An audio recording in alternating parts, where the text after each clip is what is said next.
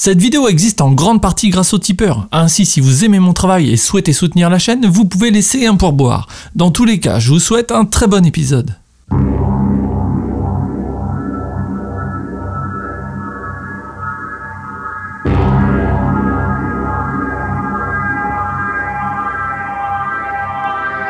Aujourd'hui, oh mes frères, j'ai envie de vous conter la fois où YouTube m'a transformé. Sur ce canapé, il y avait moi, c'est-à-dire Will, occupé à me creuser le ras sous doc pour savoir de quel film j'allais bien vous parler. Puis c'est en buvant un lait enrichi en Vélocette avec 2 des vodka en fond que l'envie soudaine me prit de vous parler d'un film qualifié d'ultra violent. Peut-être même le plus violent de tous.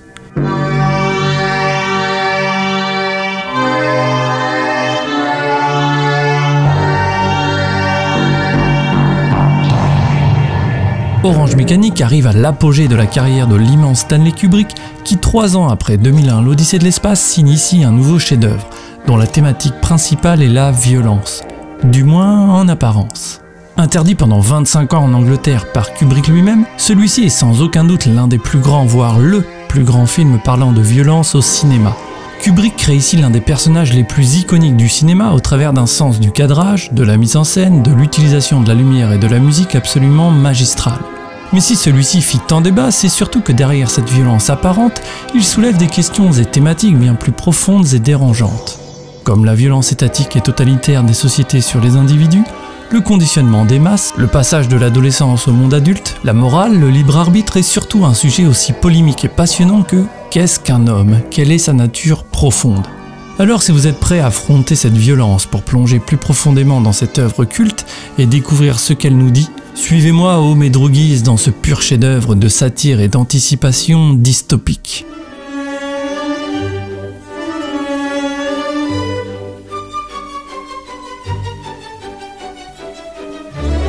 Orange Mécanique est un film satirique divisé en 3 parties. Une première partie donc s'ouvrant sur l'un des plus grands travelling arrière du cinéma, nous laissant découvrir Alex, personnage principal de cette histoire et ses 3 droogs que nous allons suivre dans une nuit d'ultra-violence.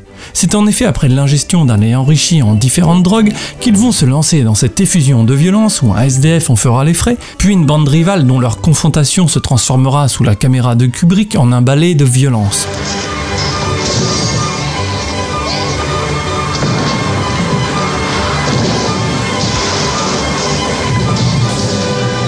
Suivi d'une virée à la campagne où ils violeront la femme d'un écrivain qu'ils auront brutalisé auparavant. Et ce, toujours en musique.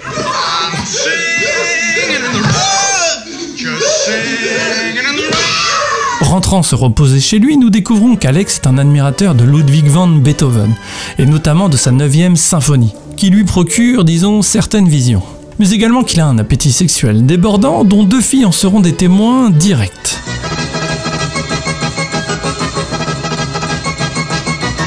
Retrouvant ses drogues pour une nouvelle virée, Alex découvre que ceux-ci forment un putsch contre lui et sa forte autorité. Tentative qu'ils vont très vite payer. Mais alors qu'il agresse une nouvelle femme allant jusqu'à la tuer à l'aide d'une sculpture phallique, oui, vous avez bien entendu, ces droguies en profitent pour le frapper juste avant l'arrivée de la police, envoyant Alex en prison et clôturant cette première partie. Alex rentre alors dans un pénitencier où l'autorité exacerbée règne, et où celui-ci est réduit à un simple numéro. Il va très vite devenir l'assistant de l'aumônier et se passionner pour la Bible et certains passages de celle-ci.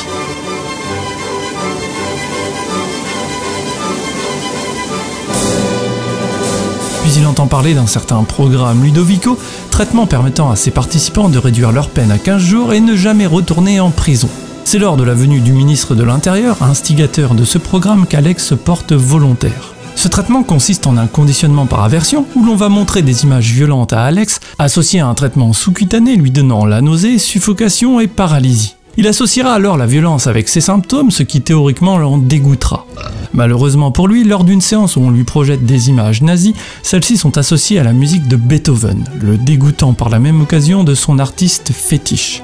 Puis arrive le jour J, où les résultats de l'expérience sur Alex sont dévoilés. La démonstration montre que suite au conditionnement reçu, Alex ne peut plus exercer de violence, ni se défendre ou même goûter au plaisir charnel, sans être sous l'emprise d'une insupportable nausée. Résultat que tout le monde semble applaudir, excepté le curé.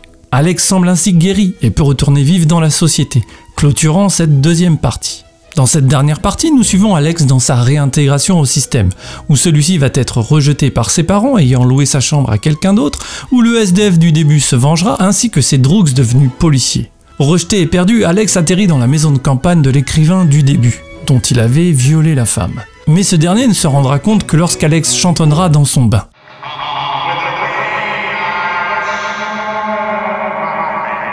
Cet écrivain dissident politique, profondément engagé contre le conditionnement Ludovico et contre la manière de faire de l'État, décide d'utiliser Alex à des fins politiques, mais aussi de se venger par la même occasion. Il l'enferme alors dans une pièce et lui diffuse du Beethoven à fond, le poussant à se suicider pour échapper à ses nausées. Alex réchappe à cet incident dont le traumatisme lui aura effacé son conditionnement. L'écrivain dissident, quant à lui, a réussi son coup médiatico-politique, puisque l'opinion publique pense maintenant qu'Alex a tenté de se suicider suite à ce traitement. On assiste alors au retour du ministre de l'Intérieur venant signer un pacte avec Alex, pour retourner une nouvelle fois l'opinion publique à son avantage, et ce à l'approche des prochaines élections. Le film se clôt ainsi sur cette manœuvre politique où Alex, sous les flashs des photographes et la musique de Beethoven, conclut en nous disant « I was cured all right ». Me réveillant dans cette camisole, oh mes frères, je ne pouvais plus bouger. Et mes yeux écarquillés devaient fixer cet écran que YouTube m'obligeait à regarder, après m'avoir injecté un de ces sérums rendant malade. Et le croirez-vous ou non, oh mes frères, mais devant ces images gore, de violence et d'érotisme, je sentis une nausée insoutenable s'emparer de mon corps. Il m'était devenu impossible de regarder un film de genre. Ainsi, à la vision de ce film, nous pouvons de suite nous rendre compte que le propos principal n'est pas uniquement la violence, mais qu'elle est plutôt un support permettant d'aborder bien d'autres points, comme les dérives totalitaires d'un État dans le conditionnement de ses citoyens, la moralité d'une société où ceux qui nous semblent être les gentils peuvent être en fait les méchants, où se trouve notre libre arbitre dans nos sociétés modernes, et quelle est la nature humaine au milieu de tout ceci. Mais bien sûr, Orange Mécanique reste par ses images fortes et sa première partie un film qualifié d'ultra-violent. Ainsi, commençons par nous intéresser à ceci en premier lieu.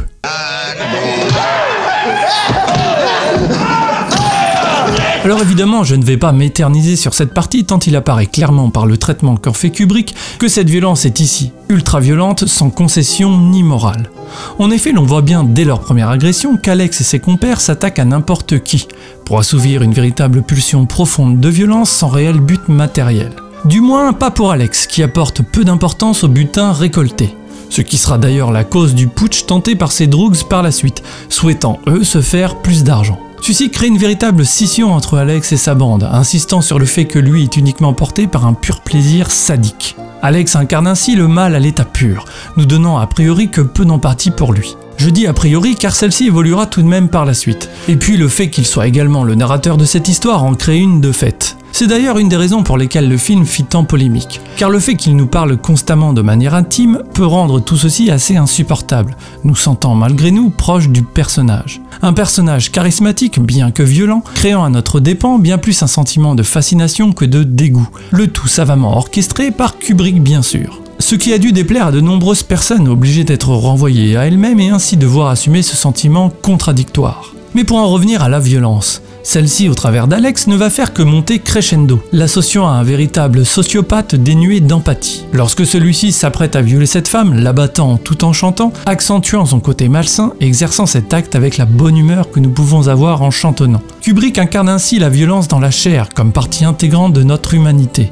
Et le point culminant de cette violence réside lorsqu'Alex tue pour de bon une femme, l'envoyant inévitablement en prison. Et c'est justement là que le pivot du film s'effectue, nous montrant que toute cette violence a en réalité pour objectif d'en dénoncer une autre bien plus insidieuse, la violence totalitaire et étatique.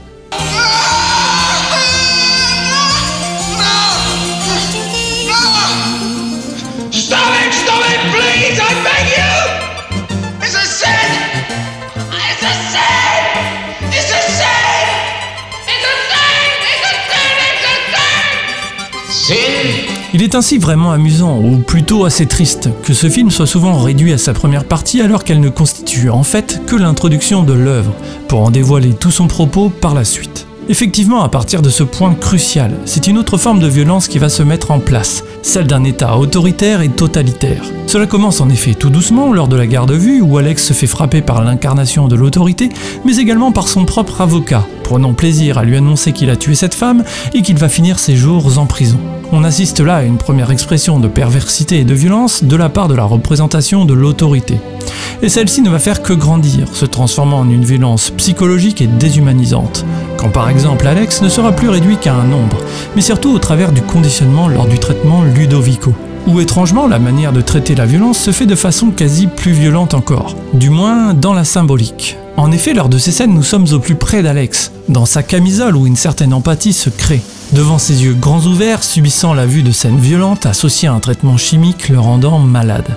Ici, au-delà de la violence psychologique et graphique de cette scène, nous sommes en droit de nous demander si ce genre de traitement visant à conditionner les gens, en les vidant de leur nature, de leur animalité, de ce qu'ils font qu'ils sont des hommes, les modelant en une sorte de citoyen lambda vidé de toute substance pour n'être qu'un être docile, asservi par une société décidant à sa place, n'est pas au final bien plus violent, toujours dans la symbolique, que les actes qu'a produit Alex et qui bien sûr doivent être punis. D'ailleurs, j'ouvre ici une parenthèse, pour préciser que mon propos n'est pas d'excuser la violence d'Alex, simplement d'exprimer la vision de Kubrick, nous montrant que ce n'est pas toujours celle la plus visible qui est la plus importante, car la plus visible, elle, peut être identifiée et répréhendée. D'autant que par la suite à sa sortie de prison, Alex est puni quasi moralement de ses précédents actes, en étant rejeté par ses parents, battu par sa première victime et noyé par ses droguistes devenus policiers. Comme si la violence d'hier illégale l'était devenue d'un coup entre les mains de l'autorité. Mais revenons-en à nos moutons. Ceci nous amène donc à nous interroger plus généralement sur le conditionnement souhaité par les sociétés modernes, visant à une déshumanisation pour ne créer que des consommateurs dociles. D'ailleurs, Kubrick nous dit clairement que son film est une satire sociale, traitant de la question de savoir si la psychologie comportementale et le conditionnement psychologique sont de nouvelles armes dangereuses pouvant être utilisées par un gouvernement totalitaire qui chercherait à imposer un vaste contrôle sur ses citoyens et en faire à peine plus que des robots. Et c'est d'ailleurs le sens même du titre de ce film adapté du roman de Burgess. Ce dernier, ayant travaillé en Malaisie où Orang signifie humain, voulait nous dire en réalité et de manière habile l'homme mécanique, c'est-à-dire fait de chair à l'extérieur et programmé à l'intérieur. Et il est important de remettre Orange Mécanique dans son contexte des années 70, où ce type de méthode psychologique faisait polémique et laissait présager le pire. Ainsi, intéressons-nous un peu plus en détail à ces phénomènes de conditionnement ainsi qu'aux dégâts occasionnés. Dans le film, le conditionnement utilisé consiste, comme nous l'avons vu, en ce que l'on appelle une thérapie par aversion basée sur le principe des réflexes de Pavlov, une psychologie comportementaliste donc. Psychologie décrite dans le livre Par-delà la liberté et la dignité de Skinner, et qualifiée par Burgess, l'auteur d'Orange Mécanique, d'un des livres les plus dangereux jamais écrits. En effet, dans ce livre, Skinner nous dit en somme que ce type de conditionnement opérant serait la clé d'une société idéale. Ce qui fait froid dans le dos à entendre et qui est largement dénoncé dans Orange Mécanique pour des questions évidentes d'éthique. Et ceci est résonné d'autant plus fort après la découverte du projet MKUltra, développé par la CIA dans les années 50, où celle-ci administrait du LSD à des personnes non au courant, et ce dans diverses situations afin d'étudier leur comportement, sans se soucier de questions éthiques donc. Et pour en revenir dans le film, le Premier ministre le dit bien. We're not concerned with motives, with a higher ethics. We are concerned only with cutting down crime. Montrant l'objectif du politique sur le court terme ainsi que le totalitarisme d'une telle démarche. C'est-à-dire avoir une réponse populiste faisant plaisir aux concitoyens sans apporter de solution sur le fond pour le long terme. Et c'est notamment là l'un des points absolument négatifs du conditionnement au-delà de toute préoccupation morale. Car celui-ci ne s'attaque jamais aux causes profondes d'un comportement, mais n'est qu'un soin palliatif cherchant à faire rentrer un type de comportement dans certaines normes imposées par la société. Consistant tout bonnement à mettre un pansement sur une hémorragie, rien ne s'arrange vraiment, mais l'illusion que les choses vont mieux sont là, et font plaisir à l'opinion publique. Du moins sur un temps très court, car le pansement ne tient généralement pas très longtemps. Ainsi, le film parle à la fois de la violence d'un homme qui peut paraître à première vue extrême, mais qui en fait n'est qu'une goutte d'eau face à la violence d'un système totalitaire moins visible, voulant tous nous déshumaniser par du conditionnement pour créer des oranges mécaniques, faites de chair à l'extérieur et mécaniques à l'intérieur, des robots tous uniformes. Et comment un État si violent pourrait-il endiguer la violence ? Il nous montre également comment les élites, représentées ici par le ministre et l'écrivain dissident politique, nous manipulent en permanence pour des stratégies personnelles et se permettent de penser à notre place. C'est dans ce contexte que l'écrivain, après avoir récupéré Alex, dit ceci. The common people will let it go, oh yes. They will sell liberty for a quieter life. That is why they must be led, sir. Driven, pushed. C'est ici une question d'une importance extrême qui est soulevée, et d'une actualité plus que présente. En effet, ces dernières années nous ont bien montré que nous concédons à nos États une baisse de nos libertés individuelles, pour espérer une meilleure sécurité face aux attaques terroristes par exemple, et ainsi vivre paisiblement. Mais tout ceci en vaut-il la peine? Les sociétés n'abusent-elles pas de cette situation pour nous contrôler toujours plus, nous privant de plus en plus de liberté que l'on abandonne de nous-mêmes? La liberté vaut-elle d'être restreinte au prix de plus de sécurité et de paisibilité? Je ne crois pas. À mon sens, la liberté est quelque chose de non négociable. Et il suffit de lire 1984 d'Orwell pour se rendre compte que tout État totalitaire usera de ce type de procédé pour contrôler sa population. Loin de moi l'idée de tomber dans un complotisme paranoïaque, mais simplement de se demander qu'est-ce qui est le plus important, la paix ou la liberté? Enfin, pour en terminer avec le conditionnement, avec Orange Mécanique, on se demande si Kubrick n'essaie finalement pas sur nous un conditionnement inversé. C'est-à-dire que là où dans le film les scientifiques associent les images de violence à une sensation de dégoût, malaise et nausée, Kubrick renverse ceci en associant via son film aux images de violence des musiques épiques, joyeuses, nous forçant en quelque sorte à apprécier ces moments, nous obligeant ainsi à faire face à cette dichotomie entre le bien entendu et le mal vu, entre ces deux sentiments opposés. Ainsi ne mettrait-il pas en abîme le propos même de son film, essayant de manipuler à son tour notre libre arbitre? Et si vous souhaitez en apprendre un peu plus entre le rapport qu'entretient Kubrick avec la musique classique et l'importance qu'elle a dans son œuvre, je vous recommande grandement cette excellente vidéo de Révisons nos classiques sur le sujet. The boy has no real choice, has he? The fear of physical pain drove him to that grotesque act of self-abasement. He ceases to be a wrongdoer. He ceases also to be a creature capable of moral choice. Avec cette réplique, Kubrick se demande en d'autres termes si la morale est liée à notre libre arbitre. Une fois de plus avec Orange Mécanique, si l'on regarde ce film en surface, celui-ci va nous paraître totalement immoral de par les actions d'Alex. Pourtant, dans la troisième partie du film, ce dernier est rejeté par sa famille et tous les gens qu'il a violentés, nous laissant voir au contraire une morale très judéo-chrétienne où l'on doit payer de nos actes. Mais c'est à mon sens via un troisième niveau de lecture qu'il faut s'appuyer pour comprendre que ce film est immoral, ou plutôt, plus précisément, amoral, nous montrant que celle-ci n'existe pas, qu'elle n'est qu'un concept. Et ce, non pas en s'appuyant sur le personnage d'Alex et ses actes immoraux, mais une fois de plus en nous montrant que la société elle-même est profondément amorale via ses méthodes, mais également via ses élites. C'est notamment le cas quand le parti dissident se sert d'Alex, le poussant au suicide pour servir leur cause. Ici, il ne s'embête pas de préoccupations morales à faire ceci. Idem pour le parti en place, tentant de vider les prisons en reprogrammant ses occupants à l'aide d'un conditionnement totalement amoral, enlevant toute humanité. Nous avons donc deux partis politiques totalement amoraux, utilisant une personne amorale pour leurs combats égoïstes, illustrant parfaitement comment les politiques vont retourner leur veste en permanence, ne croyant en rien, mais cherchant simplement à manipuler l'opinion publique. N'est-ce pas là l'immoralité la plus abjecte que celle d'une girouette sans conviction, ne cherchant que le pouvoir, quitte même à s'afficher avec celui qui est considéré comme le plus amoral des individus, car c'est bien comme ceci que le film se termine. Alex, qui était montré du doigt comme la pire décadence de l'époque, apparaît maintenant comme la victime du système dont cette métaphore de fin montre bien que la bourgeoisie le regarde maintenant faire ses atrocités et l'applaudit même pour cela, tant qu'elle peut s'en servir. On peut alors se demander qui décide ce qui est bien ou mal dans une société à un instant T. Tout ceci ne dépend-il tout simplement pas d'intérêts personnels dépassant les actes en question? Qu'y a-t-il de plus amoral entre les actes d'Alex et l'instrumentalisation fait de ceux-ci? Autant de questions passionnantes que nous délivre Kubrick. Et la plus intéressante est peut-être de se demander s'il n'est pas immoral de chercher à empêcher chaque homme de choisir entre le bien et le mal. N'est-il donc pas immoral de le priver de son libre arbitre? The question is whether or not this technique really makes a man good. Goodness comes from within. Goodness is chosen.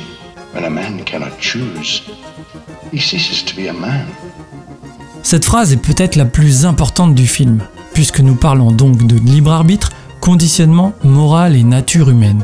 L'homme est par nature un animal, qui instinctivement a toujours utilisé notamment la violence pour évoluer, conquérir et s'imposer dans son environnement. On peut bien sûr le regretter, mais il ne faut jamais nier la réalité. La nature de l'homme est comme ceci. Ainsi, essayer de le reprogrammer comme c'est fait ici, c'est-à-dire en le privant de son libre arbitre et de son animalité, de ce qui le rend humain donc, conduit tout simplement à créer un humanoïde programmable à souhait qui sera peut-être plus sûr mais qui ne sera définitivement plus humain. Mais une orange mécanique. Et plutôt que de vouloir nier notre nature en nous reprogrammant dans un déni du réel, la démarche qui semble la plus pertinente et sensée reste d'accepter notre nature pour travailler ensuite dessus. Car c'est dans l'acceptation d'un problème que se trouve la solution, et non dans sa négation. En d'autres termes, c'est dans l'utilisation de notre libre arbitre que se trouve la solution. Et c'est ce que le prêtre explique à Alex. Goodness comes from within. Goodness is chosen. Et en effet, rien n'est jamais manichéen, noir ou blanc. Il n'y a jamais les gentils d'un côté et les méchants de l'autre. L'humain n'est ni totalement bon ni totalement mauvais, et peut à chaque instant diriger ses actes et actions vers un de ses deux choix, faisant au passage l'une de ses particularités. Alex aime la violence et le sexe, qualifiés souvent comme des pulsions animales, et faisant donc partie de notre matrice. Mais il aime aussi l'incarnation du raffiné et de l'humain au travers de l'art et de Beethoven. L'art étant souvent considéré comme la particularité humaine, ou du moins l'expression la plus forte de notre humanité. Ainsi, au début du film, Alex sépare ses moments de violence d'un côté et ceux de raffinement d'un autre, comme si son animalité et son humanité ne pouvaient coexister ensemble. Puis lors du traitement Ludovico, il va perdre à la fois son amour pour la violence et le sexe, son côté animal donc, mais aussi son goût pour Beethoven, symbolisant son côté humain. Devenant ainsi la fameuse orange mécanique faite de chair à l'extérieur, mais mécanique à l'intérieur. Ce n'est qu'à la fin du film qu'il est, comme il le dit, guéri pour de bon.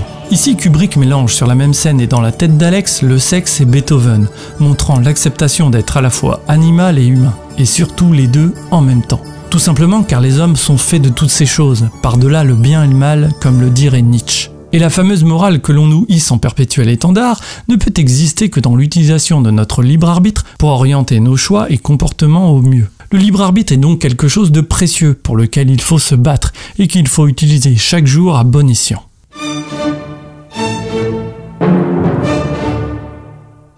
De retour chez moi et sans nausée, oh mes frères, je me sentais à nouveau vivant, prêt à réintégrer le YouTube Game en vous parlant de films quelconques, sans enjeu et plat comme YouTube et les annonceurs les aiment. Mais alors que de recherches en recherche je tombais sur un film de Russ Meyer, une nausée insoutenable prit possession de mon corps. Et c'est ainsi que, refusant de vivre dans un monde où ce cinéma que j'affectionne tant me rendait malade, je décidai de mettre fin à mes jours. Oh mes frères.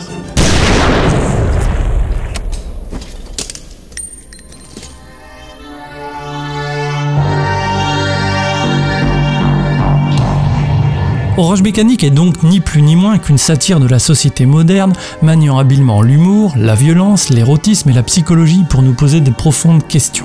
On peut se demander si Kubrick ne nous montre pas simplement que la morale n'existe pas, qu'il s'agit d'un pur concept judéo-chrétien et que dans la nature il n'y a nulle place au concept. Que ce comportement violent, vil et égoïste fait malheureusement tout bonnement partie de la nature humaine, même si on peut le regretter.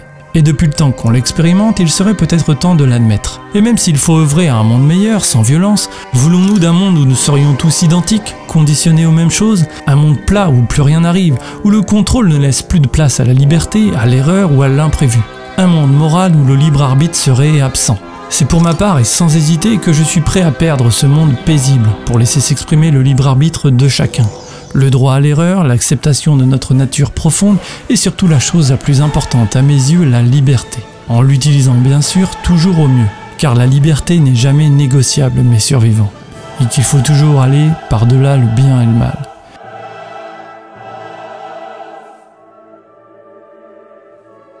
Par chance, oh mes survivants, et bien qu'ayant tiré dans ma cabochka, je survécus je ne sais comment à cet incident. Et alors que la vidéo tournait toujours, je me rendis compte que je ne me sentais plus malade. J'avais retrouvé la liberté de regarder des films de genre et de vous en parler comme je le fais maintenant depuis le début de ma chaîne. C'est ainsi qu'au risque d'être censuré ou démonétisé par YouTube, et malgré mon état, oh mes survivants, j'ai choisi de conserver ma liberté. J'étais guéri. Oh que oui.